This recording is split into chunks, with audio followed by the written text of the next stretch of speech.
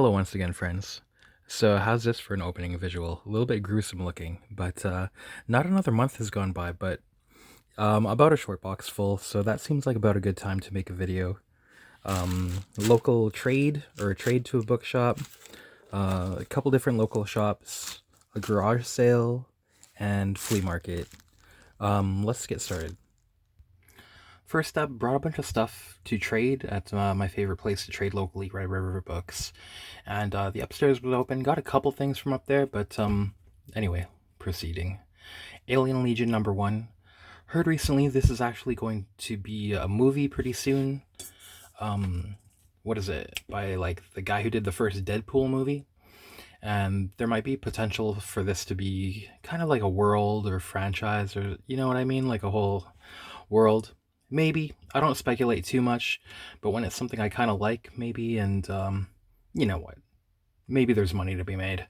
So, gonna try to rescue these out of the bargain bins and see how that goes, because I did read the first 5 so far, or maybe 6, and pretty fun. So, Alien Legion Volume 1, #1. Some Echo of Futurepast. I'm just getting these mainly for the Abuli and Toth. Well, this one is Toth. Later is Bernay. Yeah, a good anthology series. I'm surprised it's from Continuity, though. But yeah, some let's Toth and others. Just move on ahead. That was Echo of Futurepast #7. I like the Torpedo. I'm just getting as much Torpedo as I can. And Echo of Futurepast #8.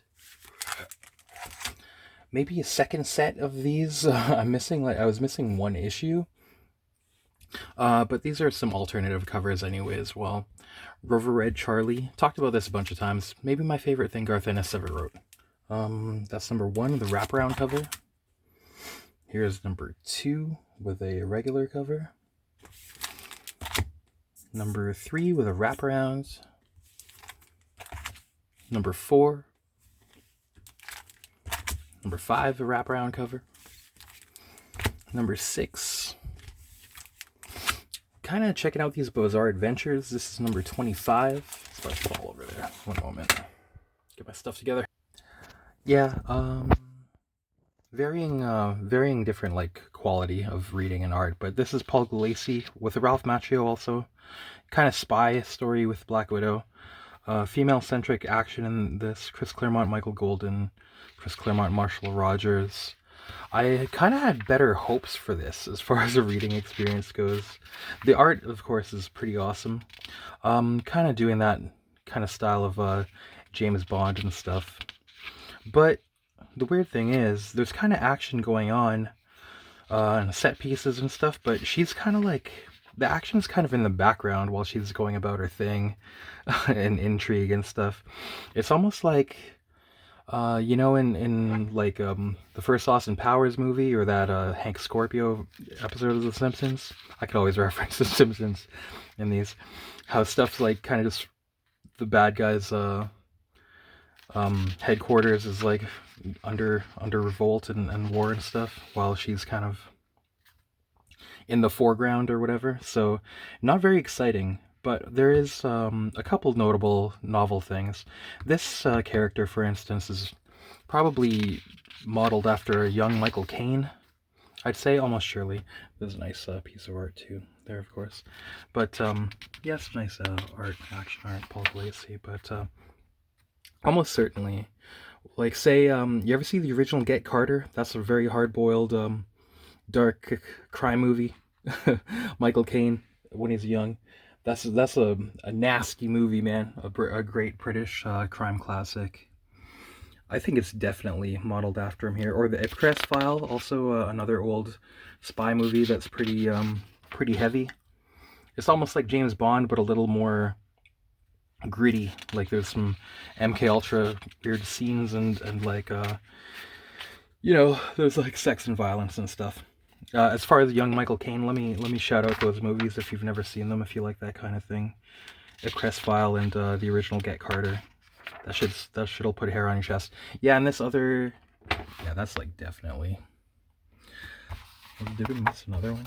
But this other character too, who's almost certainly modeled on Humphrey Bogart. it's kind of silly. Like it seemed like the story was kind of trying to be like, I thought it was going to be more adult and smart, but it's almost like a satire of spy stories with like, oh, the double cross of the double cross or something. I don't these characters, so I don't know. Kind of missed the weird tone, or like undecided tone maybe. So I guess I'll just be like flipping this or something. The second story by Chris Claremont, kind of cool though. Kind of nice Michael Goldn art, and a lot of references to like the occult and stuff. I guess these Bizarre Adventures, the when Marvel's doing kind of graphic novels or magazine size, they're more adult oriented, I'd say.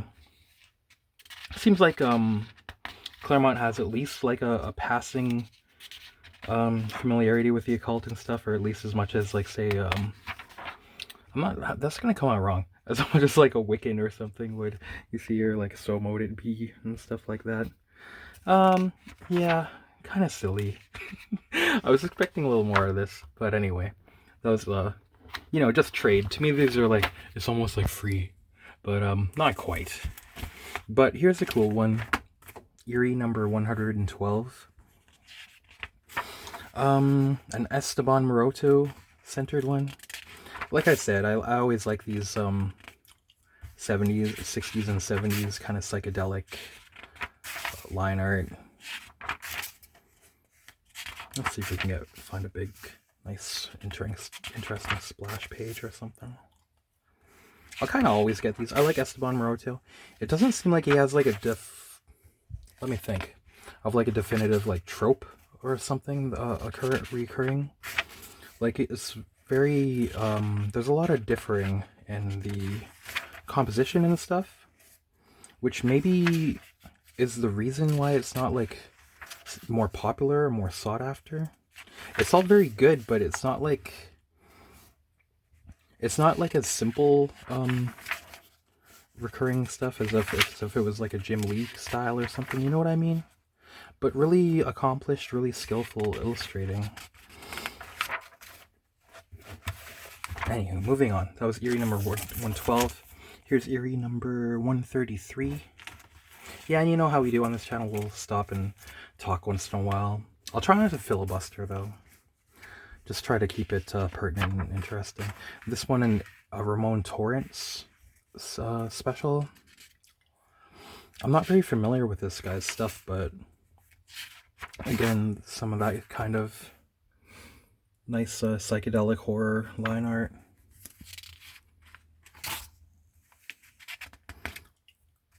I feel bad that I didn't like any of these, but I thought like, oh, I'd just be able to flip through them and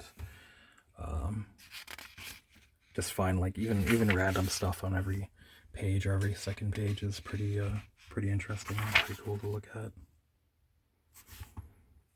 Okay, Epic Illustrated number. Actually, these don't have the numbers on the covers, right? August 1983, though. I'm kind of getting these whenever I can. Oh yeah, Jeffrey Jones. I wasn't actually very familiar with Jeffrey Jones' stuff. Later became Catherine Jones, right? But, oh yeah. That looks really nice. Pre-Raphaelite influence, I guess. You know, I'm a fan of that stuff. But, yeah, I guess his stuff is his or her stuff is mainly in, like, Epic Illustrated and weird stuff like this. Here's some Von Bodé. Big Von Bodé section. Boy, these pages are dry. It's hard to flip them. You get to, like, moisturize the fingertips. Yeah, these are kind of a hidden gem, maybe. I'm kind of, like, looking for these. More Jeffrey Jones. Let's just check this out. Because there's, like, you know, these aren't covers that you're going to see around, but they're kind of as nice as covers. Although they're sketches, so. Robert Gould. Barry Windsor Smith. Kind of like Art Deco, or Art Nouveau, rather, style. I'm pre-Raphaelite-ish, maybe.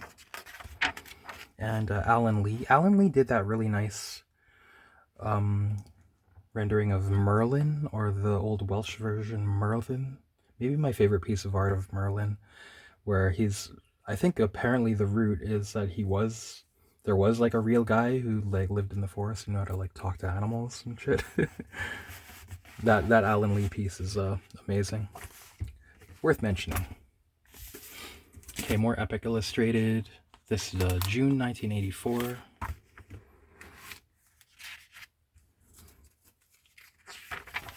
Got it flagged for something. Ken Stacey, John Jamuth, Michael Cluda, Charles Vess. Oh yeah, is it by... Who did this? John Zack? I just want... Here's a nice John Bolton piece too. But like, I'm wondering what medium this is. Would it be like mixed media even? Almost looks like watercolors and ink maybe? Maybe some gouache too. But nice effects, and I'd say maybe it's so 3D, right? But it might just be tritone. See if we could get a closer look here. Like maybe there's just mid-tone and then white highlight and dark shadow, and just getting 3D effect all around with that. To anybody interested in that kind of thing. Okay, let's keep it coming. Oh yeah, nice Alien Legion ad. I'm just getting these like as much as I can. Usually these old magazines are on the top floor though, and you're not allowed to like really trade for them, but these are on the lower floor. September 1979 issue of Heavy Metal. This thing is like, I think, whoops, wow, I can really zoom out. I'd say Heavy Metal is pretty solid, like even up to around like 2010 is when I like kind of stopped getting them, but that was only because it started to be harder to find. But all throughout every era, I know people like kind of it has a stigma, but I think it's pretty solid a lot of the time. Anyway, here was Moebius in this one. Moorcock, Frank Bruner, Dan O'Bannon. He of course wrote Alien and the the story Long Tomorrow, that inspired Blade Runner and kind of stuff too. But he also wrote Return of the Living Dead. Shout out to the dudes that used to work at a distribution warehouse, and they listened to an audio recording that they made as if it was like a radio play. Pretty funny. And they always have like weird stuff in Heavy Metal as well. Kind of iconoclastic or outsider for sure. It's kind of a dream to me, I'd say, to like be able to, if you were ever to have a story in Heavy Metal or Dark Horse Presents for black and white. Like it might not be a bad model. It seems like a lot of these guys only need to put out like 8 pages a year, or for the more epic stuff, maybe what is it, like 20 to 40 or something pages a year. But it's like, to me, this is a prestige seminal anthology. Let's hope that it stays that way. That would be great, because this is like a legacy to me. Heavy Metal. It's what if it didn't exist in the world? The world would be a much less rich place for it. Hey, don't take that out. Diminish the value. More Heavy Metal. This is Heavy Metal Summer 1988. I guess this is a little bit water damaged, but so only $5 on this, but yeah, getting trade. So probably I only ended up spending like $1 or $2 when all said and done with the trade. Oh yeah, I got this because it has a Milo Manara story I've never seen before, and I guess it's a one and done in this issue. Your Death is My Life. And it has some Eleutheri Serpieri. Will Eisner as well. Yeah. Gotta read all the Manara. This trade paperback of Journey, Book 1, William Messner Loeb. It's gonna be easier to read this than single issues. I've been cracking at this already. Issue of Vampirella. So here's the deal. I had that first... kind of like hardcover omnibus or whatever you'd call it, the first 12 issues of Vampirella, and I was like, I looked forward to reading it so much, but the art is amazing, but I really found the writing not to my taste. But apparently the thing is that after the first, is it like 12 issues, that it gets good. Okay, some more Esteban Maroto, Ramon Torrents, Dick Giordano, Carmine Infantino. Yeah, should be good. Gonna try these out. Vampiress Carmilla. So these are kind of like a ripoff of the old Warren. Or it's kind of like associated though too, because they have a lot of the old creators from the Warren magazines coming in on these, right? But it's advertised here on the cover, Richard Corbin's final cover art, which is, you know, that's bittersweet, if that's the case. Warrant magazine rather than Warren as well.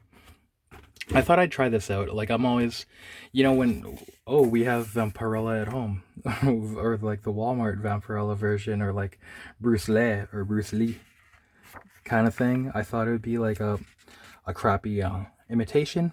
But actually, even though this is it Don Glut on the writing too, who did those, you know, a lot of those Vampirellas that I wasn't keen on early on. These are actually fun to read, and the art is pretty amazing as well. Just nice pulpy black and white stuff. Yeah, I didn't mind reading them. You know, you're not gonna get like a great story. Maybe I'm too hard on things.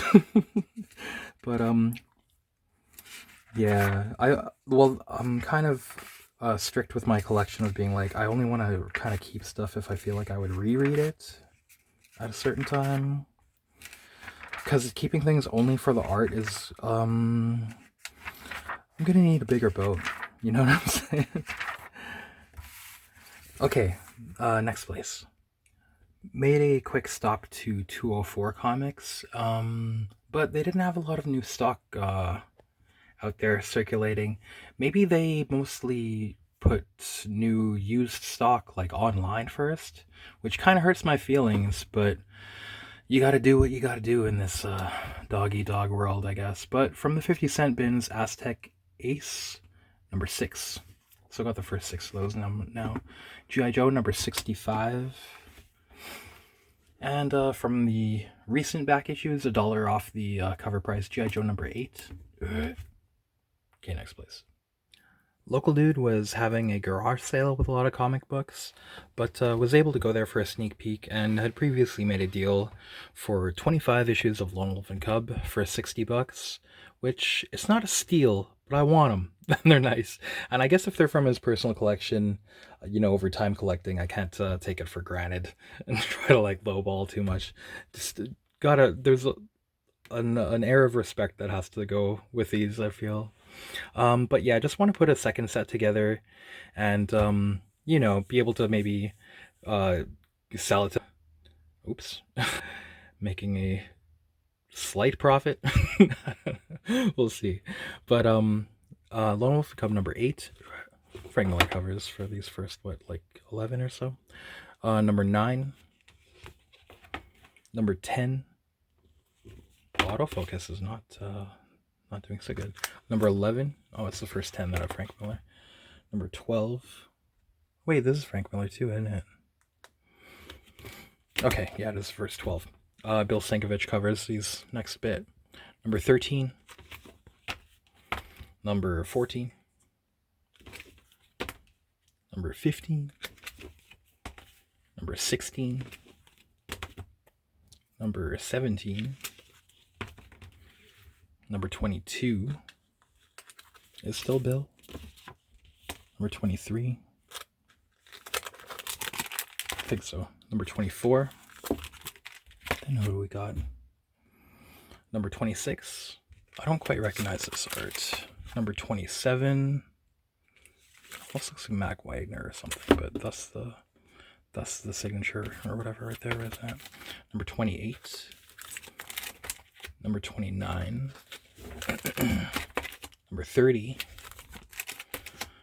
Number 31. I mean, that's knowledge that I probably knew back in the day when I was getting these when I was a kid, but forgotten now. 32. This will be something to reread. Oh yeah, speaking of which, I've seen that there's solicitation for a deluxe hardcover collection of these now. I forget who it's through. It's like Fantagraphics or Dark Horse or something. But I think that'll be the format for me, man, finally. Because I always stayed away from the Tankobon or Bonkobons just because I don't really like the small size. Even though apparently that's the size that they originally came out in Japan. I like this this bigger size. So yeah, kind of stoked that that's going to be happening. Worth the wise, if you're interested in that kind of stuff, maybe keep some space in your budget for that. I think I seen that they're going to be, I don't know if it's like 30 or 40 each. But they'll probably be big, thick boys and worth the money to those that are into it. Number 33. Number 36. If they're being solicited now, that'll probably be around like November or something that they'll start coming out, right? Maybe December or January. 37. Yeah, and he had a bunch of other stuff to look through. So this next little bit was like $20. Yeah, I need to like control myself because there's that con coming up. But I've seen David Lapham doing Daredevil and Punisher. I never knew about this before, but Daredevil versus Punisher Means and Ends #1 for Marvel Knights. I'm kind of getting stuff from Marvel Knights. It's kind of a good era of Marvel stuff. I'll check out this stuff, even though I don't know if Mark Waid is like a huge jerk or whatever. I'll try to not to even know about things like that. Kingdom Come #2. Alex Ross. Oh yeah, here's that. Lone for Cub #5. Missed these. #7. Cool. New Gods #5. I think that's a double, but Master of Men, The Spider by Truman, Alcatena, and Parsons. The same team who did that Hawkworld that I'm always ranting and raving about that I don't know if anybody else likes, but I swear that's good as hell, man. But the art really cool. But as far as the reading thing, I didn't really dig it. I guess it's that kind of pulpy. Would it be like 1930s or 40s or something? You know the era when like Batman and Phantom Lady and stuff, or I don't know, all that weird kind of like pulp people fighting crime, and then the only one that really took off and still succeeds to this day is Batman, right? So I'm kind of thinking about, I'm wondering why that is. What's the, if you had like a sociologist or a psychologist or something, why is it that stuff like the Spider and not even really the Shadow or the Phantom lasts as long? Meanwhile, Batman is like kind of just as silly. It's just a dude putting on a costume, right? Why stuff like that lasts. My pop psychology, sorry if this is interesting or not, I hope it is, but would say maybe it has to do with like parents as well. You got a lot of superheroes that either had like their parents killed, or like say Peter Parker, they never mentioned, but his parents aren't around, they must be dead. And Superman, he's adopted, stuff like that, you know, like maybe that's something that resonates. The what's it called? What do they call it? Not the hero's journey, but you know when like the youth has to like rise up and sorry, my brain is I'm tired. Oh, what's it called, man? Like even like Luke Skywalker and stuff, right? I have to or like the Dark Crystal and stuff. How like the innocent youth has to like fend for itself and be like self-made and stuff. I don't know. Think about it. Maybe it's something worth considering. Book 2. Yeah, and I read these and they're gonna be a flip, unfortunately. I do really like the art. Damn it, how do I get the focus working? Why is it not so hot right now? Anyway, book 2 of Spider. Try to improve that. And book 3. Yeah, the art is sick, but why doesn't it catch on? It's like not that different from something like Batman or something, but then also it just doesn't have like a resonance. And there are a bunch of these too, and I think in the back of Incognito with Brubaker, they were talking a lot about different like pulp hero kind of superheroes by night, vigilantes that would don costumes and stuff from this era. Epic Illustrated #1. This is one that I kind of needed. I wish I bought this when it was cheaper, because now everybody's trying to sell this for way more. But like a mid-grade copy, but I'll take it for now. Hell yeah. The Files of Mystery Volume 2 So I have the first one, so we'll check this out too. Pretty fun pulp noir crime. Usagi Yojimbo Book 2. This is the Fantagraphics. Would these be like the first printings of these? I'll check it out. Just finally checking out some Usagi Yojimbo after all this time. Some random graphic novels of Berserk. Because I kind of figured maybe I'll put all these together at some point, and I'll just like, if I see them at a good price, I'll just get whichever one's right. Not worry about getting number 1, because I have number 2, I think, already. Number 3 and number 8. Some French trade paperbacks or bunkabons or tonkabons, whatever you call them. Berserk. This is number 5 and number 6. Pretentiously tell myself that I'll learn more languages here. Moving on. Okay, on the other end, when it comes to Tim Truman stuff that is actually freaking awesome to read, this was, like, looking at this, I always thought, like, oh, whatever, it looks kind of generic, but, what do you call it? Cartoonist Kayfabe recommended this one as kind of like an outlaw comic, and, yeah, they did good work on that recommendation. Tim Truman with Tim Bradstreet on the inks. Dragon Chang.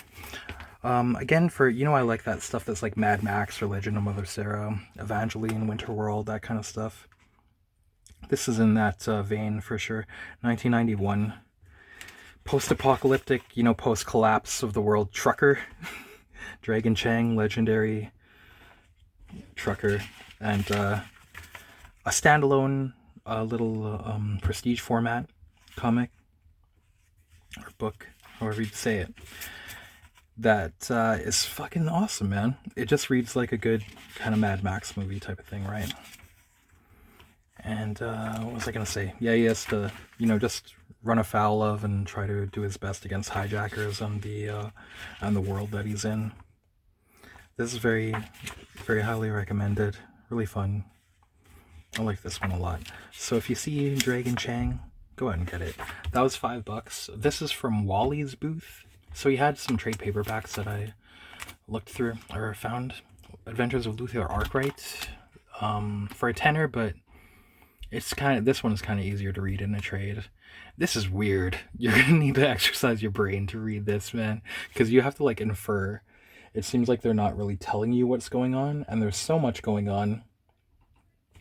Are they like kind of interdimensional time travelers, kind of at war with like a different faction that's trying to take over different realities in different times? Something like that. Almost like Time Bandits or something meets like maybe Planetary or but I think he works for what's that shit called? You know, kind of like the British Empire at the same time, it seems. I've only read like the first 1 or 2 at this point, but pretty heavy. You know, I love Brian Talbot as well. This trade paperback of Stray Bullets. So that was like $20 for all those trade paperbacks, which is, it's not a steal, but these are things I'm really looking for. He threw this one in for free, Miss Tree 3D. This is the first time I've ever seen this one. That's from the 50-cent bin. These were all like $2 each, but he did $1 each for them because I said, hey, come on, dude. Or I said, like, do you still do that? You used to do that. He like was set up for years and years back, and then kind of like went away, but now he's back. So yeah, $1 each for these Batman and Robin Adventures, number 17, number 22, always standalone. Danger Girl, number 4, just putting that all together. Blood of Dracula. I would say, though, it's, what do you call it? Dracula in Hell. Even though it's published by Apple Comics, Dracula in Hell was the one that's, like, way crazier. I think that's only a 2-parter, but I'm checking these out. Blood of Dracula, number 11, number 12, number 13. Some of these actually have, like, Brittany Ricin and shit in them, don't they? It's weird. And Kamui, number 4, putting single issues of that together. Went to see our buddy Dan, Mad Cat Comics, at the flea market there. You know, that's something you always got to do. Some of the best bargain bins around, whether it's like cons or anything, I'd say. And these are from the 50-cent bin, these ones that aren't bagged and boarded. And I think he just threw these in for free for me. Always doing good stuff. The same guy who did Vietnam Journal, Don Lomax, with Fire Team. G.I. Joe, Order of Battle, number 2. You know I'm getting those. From the pages of Strange Days, Johnny Nemo magazine by Milligan and Ewens. Those Strange Days are pretty far out and kind of fun, like weird kind of indie sci-fi, humorous, almost like Vertigo-ish, but I'd say more humorous and like outlandish. Maybe 2000 AD-ish, I'm not sure, but I do like these even more than most 2000 AD I've read. Anyway, moving on. Marvel Comics presents number 85 with Sam Keith Wolverine. Putting another set of these together, always doing that. You know, I'm always getting these two. Mickey Spillane's Mike Danger, number 6 from Volume 1 from Techno. Number 8. Number 9 from Volume 2 from Big. Number 2. These are just like really easy and fun to read for me. Number 3. Number 4. Number 5. Number 6, number 7, a weird indie sci-fi. I don't know if it'll be good, but kind of whenever I see anything like indie that doesn't look terrible, unless it's like so terrible it's good, right? But I'm interested to see what it is. Likewise with this, Rottweiler, number 1.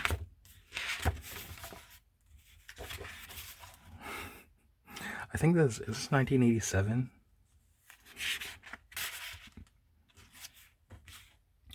Putting always a second set of Solomon Kane together. This is number 1. Number 2. Maybe these are like fun to read or valuable. Bonko Comics, Free Comic Book Day in 2013, featuring Comic Book Guy. This is one of my favorite Deadman series. DC Universe presents Deadman. This is number 1, which was hard as hell for me to find for a long time, but now seeing it in the wild, I had actually mailed away for that because it was so hard to find before. Freak Some More with the Charles Burns cover. This is based on a novel where they're like mutants in like a weird dystopian future, and they have to like perform humiliating, violent sex acts on stage to try and accumulate wealth in like a kind of a hamster wheel where they're not really ever getting ahead, and self-medicating with drugs and stuff and trying to save up to maybe even get surgery to kind of be normal people. And in the sex acts, they're like humiliating and committing violence against themselves, and the audience does it to them too. When I remarked on that, the owner of the booth, Dan, was saying like, that's like life, isn't it? Pretty funny. Charles Burns cover there. Yeah, that's a pretty good indie, weird kind of horror story. Gru the Wanderer, number 3. Number 8. Hellblazer, 74. Garth Ennis and Steve Dillon run. Yeah, if you see these cheap, why not? They're pretty cool. Kingdom Come, number 1. Number 3. And number 4. Here's a series that you might be able to find in the bargain bins that can be worth like, maybe $5 or $10 or even $15 at times. The Masterworks series of great comic book artists. This is number 3 with Bernie Wrightson. There are also some issues with like Frank Frazetta, maybe others, I'm not sure. But I'm a big Bernie Wrightson fan, but this is one that I always just sell rather than keep, because these stories are cheesy, and also I don't like the coloring. What's the horror series with Kane hosting? Is that House of Mystery rather than House of Secrets, right? But yeah, these stories are cheesy, and also the reprint saturation is too high. So if anything, if keeping for the art, it would be in the original versions for me on like newsprint rather. But you can sell these and make a couple bucks for your pocket. Here's one Sim Kiko put in my hands. He's been trying to recommend the good Star Wars comics to me. I think he's like read a lot of them. So Star Wars Darth Vader Annual, Kieran Gillen and you and Keith. Steve Canyon 3D by Milton Caniff. Yeah, I'm always getting like the 3D section just keeps growing. I always get these Walt Simonson Thors when they're cheap too. This is Thor number 345. Just another weird indie one to take a chance on. This is The Traveler's Tale number 16. Wow, went pretty high. number 2 of a 3-part mini-series. You got the Masonic checkerboard there, just joking around. Barry Catherine something. I don't recognize these names, but just, you know, we'll see. Here's one I always wanted when I was a youth, but finally got now. Stephen T. Siegel, he did some writing for some like Vertigo and DC in that era. That was actually pretty good, but I'm not really familiar with his other stuff. Michael Lopez, though, kind of does this kind of sultry art for females.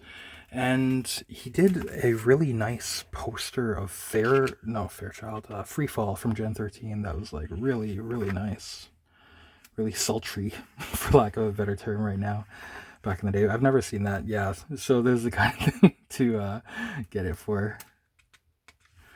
There's just something about it. I can't quite put my finger on it, but alright guys, you know what that means. You know what I'm referring to if you're looking away. Maybe some of you heard that and looked to the screen in your wisdom and your experience with this channel. Pure 90s. That's kind of good. The costume looks cool. All her hair and the shading and stuff there. Yeah. $4.95 or $6.85 in Canada when this came out. That's like fucking $15 nowadays, it would seem. So, being cheap. Too cheap back then. I'm glad I never spent more than $1 on this. By the looks of it. Who knows? Maybe Siegel's writing is good, but you know, that kind of bad girl art too. We'll take it. Wolverine number 16. Just putting a run of these together from the Bargumens as well. Number 18. Number 53. That good Mark Silvestri era. Dan Green on the inks too. Astonishing X-Men number 5. Number 7. So almost have the first 10 and a spattering of others at the moment now. I don't know what this is. X-Men The Golden Years, number 6. And it's John Byrne and Tom Palmer. Oh, here's the best find from the $2 bin. Uncanny X-Force number 1. This is like a anywhere like a $10 to $15 or $20 comic here. You know I love this Rick Remender Uncanny X-Force. So. Yeah, not just the dollar bins are good there. I find I used to stay away from the $2 and $3 bins at Dan's booth because I was so cheap. Back in the days when I first started going there, that must have been 2017 or 2018. But wisdom showed me that those $2 and $3 bins are quite worthwhile to look through as well. Okay, continuing. I think we're going to Last Stop and some sometimes people's least favorite part of the video with new releases. Yeah, I kind of keep it at the end when it's like not really punchy to open a video with. Oh yeah, but there's actually some good, some pretty decent new releases here. But I forgot to mention, I guess at the flea market too, this Danzig patch. I'll buy that for $5. Well, I kind of figure, one thing that used to piss me off about like the summertime is like sweating. And like feeling, you know how when a window is like condensating and then the moisture like accumulates into the drops of water that will like trickle down, it just kind of feels like that on your skin. It's just like slowly, almost like a bug crawling on you or something. That's something that always make me like aggro in the summer. So I was never a hat guy, but now I will like wear hats, and this one thing to do is get cheap blank hats and just put like a patch on them. Make your own hat. Maybe some slightly DIY tips and tricks here. Life hack. Hashtag life hack. But anyways, here's some new releases. Blood Type continues to entertain me. I think it's good. I didn't realize Andrea Sorrentino, like I've never read Gideon Falls, but he's the artist of that. And interesting, like really nice art and well done art and like cool layouts and storytelling. Let me show you one part here. When you finally kind of figure out her origin, and it has like this book layout, the nice roses in the foreground too, and this kind of vintage, almost puppet, or what would it be called? My stupid brain right now is not working so good. But the word's on to my side. But anyway, yeah, this is cool when you're kind of learning her origin. It's well done. I like that, how it's like you're like looking at a book inside a book. That's not the coolest part about it, but it's just, you know, a nice kind of fun touch. But yeah, this is, I continue to like this. So I think there's one more issue coming out after this one. Daredevil Cold Day in Hell, number 3, The Conclusion. And, yeah, quite fun. The hype for me kind of wore off, though, as it just becomes kind of a... Well, there's one thing here that I thought was stupid. I don't want to spoil it, but you know when how do I put this without spoiling it? But like, there's one thing like a bad guy did that I'm like, come, really, dude? Like, you see that coming, a setup for something? It kind of is like, bruh. It took me out of the story completely for the rest of it. I feel like I don't want to tell you that before you read it yourself, though, but I don't want you to, like, be biased or prejudiced. Just go in it fresh. But I was kind of waiting for, you know, you kind of want this to be great and, something for the ages, but I just think it's really good. They kind of do something here that'll try to have, like, almost a message that'll transcend the medium in terms of, like, maybe inspiring you or giving you hope or something, but it didn't really do it for me. You know me, I'm a hater. It's really good. It's just, unfortunately, it's not great.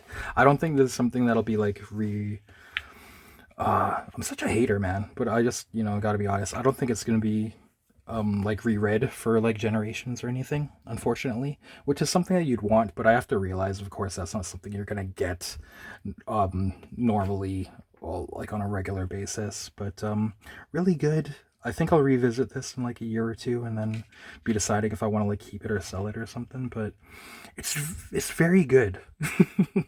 Just you know me, I'm always like, you know, it's a difference between what would be, what's some, I mean, like, obviously you're not Godfather 2 or Terminator 2 or like what are the greatest things ever, uh or like say something that like Goodfellas or something, right? Like that's a movie that you could like watch over and over, but there's probably other crime movies where you're like, yeah, that's pretty fun. But it's not going to be at that level. If only, like I always talk about the 5-star rating level is like any movie I could watch, like most I can't watch even 2 or 3 times, but anything that's really great will be 5, like 5 times or more, or like 5 to infinity. But yeah, this is probably like a 3 or 4, I guess. Well, it's, yeah, a 4 probably. I don't know if I'd rate it 4 times, but I want to rate it like higher than a 3, absolutely, or which would be 6 out of 10. 4 would be like 8 out of 10, right? Yeah, I think 8 out of 10 is probably about it. Okay, getting into something completely depressing and how awful it is. I must be a mad masochist or something to keep getting these. Why am I doing this, you guys? Just, what am I doing? I feel like I'm gonna stay, like, go down with the ship, or just ride the pony till it shits, whatever you call it. It's shitting already. It's been shitting for a long time. But, what's the other thing? The sunken cost fallacy. You know, cognitive dissonance or cognitive fallacies, the lies we tell ourselves in order to be in psychological traps. Maybe you're like a VLT or a relationship that's abusive, like you're like a lottery machine that you keep putting money in, thinking like it's been losing so much that it's bound to pay. Like the sunshine's got to be just across the horizon, but this sucks, man. Volume 2, number 1 of Cruel Universe. Damn, dude. Well, I mean, the other stories don't suck. The first story that they choose to open up this with, how, like, stupid is it? Okay, so, like, an alien comes into... I'll spoil it, because it's not like, oh no, you're not gonna, like, spend money and be spoiled. Like, oh no. Unless you're an idiot. So an alien comes into, chooses to manifest on Earth to, you know, like bless us with technology and heal, cause peace on Earth and heal all hunger and diseases and all that. It comes from its POV. People start being mean to it, and the police are like, hey, get out of here. And the alien's like, why is everybody being mean to me? Because it was put into a black person's body. That's the twist. Really, dude? Is this the 1950s or 60s? Who is this written for? What person out there is having their mind blown? Yeah, I should be less mean to black people. Or is a black person reading this and being like, yeah, this is what it's like. Or like, if only... What kind of delusion... What kind of like... I was going to use the R word. Kindergartner. Like, who are they getting to write this crap, man? Just shut the fuck up. It would be like the kids in school that would put up their hand and think they're smart. And like, in terms of like social justice or something. But like, it would just be like the least cool kid ever. Trying to be like smarter than everybody. This is fucking awful, man. Why the fuck? I almost ripped this right now. Just because it's an insult to everybody's intelligence. You could have somebody raised by wolves read this and they're gonna be like, that was the stupidest thing I've ever seen. But Anacenti on the second story. I'll be negative sometimes, guys. I know it's not the greatest. Is this Tony Moore or Charlie Adler? I get them mixed up. It's Charlie Adler, right? This one wasn't so bad, I think. I can't remember. Forgettable. Don't get these. They're bad. Why am I doing this? But this reprints the Krigstein story at least. Damn, this shit sucks, man. Okay, but the Charlie Adler one wasn't too bad. Like, just pirate these or something if you feel the need to flagellate yourself and self-immolate to read these. God damn, that's fucking horrible. How can you open up your new season with a story that stupid? Is there anybody in the world whose mind is stimulated by that? That's like, did you ever have like a teacher's assistant who's just completely stupid? When they finally get their day to teach something, it's just like, really, dude? You don't know what the fuck you're doing. G.I. Joe number 9. This is fun though. This is good. Suspenseful, good action. Let's cleanse the palate. I know, like, even negativity is like even bad for videos where people it just like negativity will shine through. It's not my fault though. But anyways, JoJo number 9. Andrea Milana on the art as well. Fun, good action. I gotta say though, I kind of hope that the tie-in to the Transformers universe doesn't take over too much. Because I like this as like a gritty, kind of grounded, more realistic. I know it's not realistic, but it's kind of like realistic enough that you can kind of dig it. So I don't really like it if the sci-fi elements will I hope it doesn't like come in too strong, because it's almost like if you introduced something like magic or the paranormal into a world that's based on kind of realism more so. So yeah, but yeah, it continues to be fun. This one is fun. One of my favorites that I got of the month. G.I. Joe, Real American Hero, Silent Missions, Roadblock. This is a little bit older, a couple months old, but so far read 2 Silent Missions and they were both fun. Good action. Is it Lady J? It's been years since I've like been familiar with all these guys, but there's a cool part where like they do a team wrestling move to a guy too, man. I'll say that. And that was it's just good action in this. Cause I'm kind of like, oh, he's just kind of rescuing her, but she doesn't really get her time to shine either. And like, you don't want that typical Mary Sue thing where she like is more of a bigger badass than him, tougher than him after all. No, it doesn't fall victim to these trends. It just transcends and is good. It's just good. The team wrestling move, man, that was so fucking sweet. I don't even want to spoil you. I can't show it, but I hope you forget by the time you get to read this and just are surprised by that too. That was good shit. Heatseeker Exposed number 2. The Inyuk Lee cover. These are just sweet. Yeah, this is fun too, of course. You see me get these every month. Here's the Virgin Inyuk Lee cover. This cover is just so nice that I had to even get the foil. Let me be a sucker. But it looks so good, man. This one just looks so good. And another thing, like sometimes when you see the thumbnails for the previews, you kind of don't know which to order because maybe it looks different in different sizes. Like there have been times where when I've seen like, oh, I wish I got that cover instead. But yeah, you know me, I don't get a lot of variants. But here's the Derek Chew and the Virgin Chew because I kind of like get extra copies that I'll like sell later too, and the foil Chew. There were nude copies too, but I won't show them because you know why. Oh, wait, that's not for that.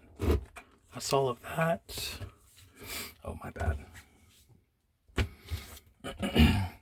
Okay, Solomon Kane number 4.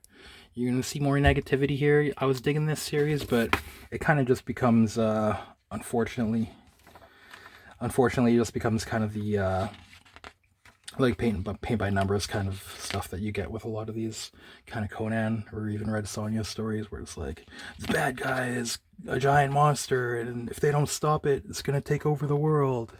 And it's even tied into the Conan mythos with Thothamon and Sept. And it's like, man, I've seen that a million times. There's nothing new about that, unfortunately. I don't know what I was hoping for. But yeah, Patrick Zurcher's art and everything, like it was a good journey, but to me, fuck, I'm just such a hater, man. Oh, the lizard man servants in the final ritual, they gotta stop the final ritual. Of course, dude. Well, I mean, there's something that even happens in Hellboy comics and stuff, but I just wish it was I feel like issues 1 to 3 were stronger, and then it was kind of just, you know, wrap it up. Just wrap it up. But again, I wonder why Solomon Kane isn't like he's kind of like missing something in order to last into the be like a timeless character, right? They're just like constantly evolving things, like say like Robin Hood or King Arthur or like superheroes now, Batman and stuff. Or I even wonder like how long these things will last. Like say, will our grandchildren from now even like know who Batman is and stuff? What's gonna last further? I'm not predicting, like I'm just curious to think about it. Are they gonna care about Terminator? I bet they will. They're gonna be dealing with this shit. Terminator number 9. Still fun, man. Still fun. So if you see these, I do recommend them, and they're all standalone issues as well, but they all kind of will tie together, it seems.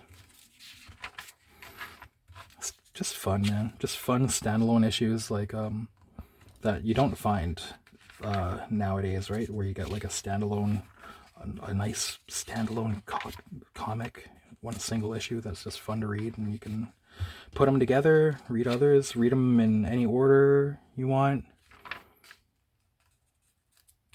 Yeah. Okay, so that does it for the new releases, but a couple of things that from that last shop. Got Daredevil, Cold Day in Hell, Frank Miller variant. Why not? The legend coming back to do a cover for Daredevil, and not a bad job. I know people talk about the quality of his covers, but I'm sure that he has like, you know, that the years are they add up. But he's still a legend, probably on my... And finally got this Dimwood because it took a sweet out long ass time for it to ship for some reason. Let's go over this and like end on a nice high note, because this was so the last Corbin story, right, with his daughter helping, collaborating too, so that's kind of a sweet thing. And I feel like Corbin, my favorite stuff of his is, besides like Mutant World, Son of Mutant World, maybe my favorite stuff of his is more so the horror. But this one, the tone of it, I would say, is like friendly even to younger people. I'd say it's almost like a weird... Okay, the way he writes though is like Edgar Allan Poe or like Lovecraft style. And the prose is very pleasant and fun to read. Like, it not only does it, the cadence and like alliteration, or the, you know, where the sound of it is just nice. Like it's pleasant, even the combinations of sounds and the pacing. But I was gonna say it's almost like Edward Gorey or something, maybe the tone and like the friendliness to younger people.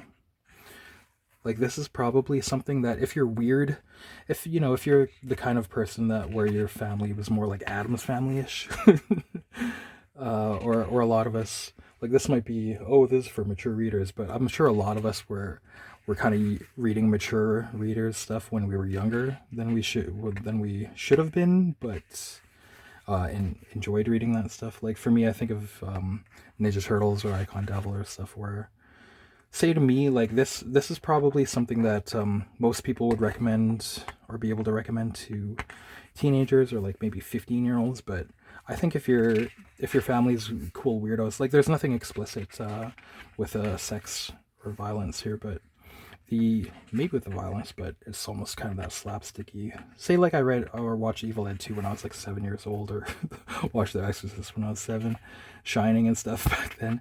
So maybe I'm like, I don't know if you guys are kind of similar-ish, but oh man, it's so good. I love his horror stuff when it's this kind of tone, And there's heroism, action. It's creepy and scary and creative. The different twists and turns and things that happen. It's always creative. I want to say like set pieces or action sequences or horror sequences, stuff you've never seen before. And it's nice that it's like his daughter helped him with it too. You kind of like, because this gives me a feeling of like familial like caring. I think that's an aspect of the story of like people caring about each other or taking care of each other, looking out for each other in the action and the horror. Not all of his stuff would have that same kind of tone, but I just wanted to make note of that for anybody interested. Yeah, so not quite a new release, but a nice thing to end off on. Okay, guys, so thanks for watching. More to come in the future. Comic-Con coming up this weekend, I think, at the time that I'll be posting this video, so I'll have stuff from there up pretty soon. And yeah, take care out there, and happy hunting. Cheers.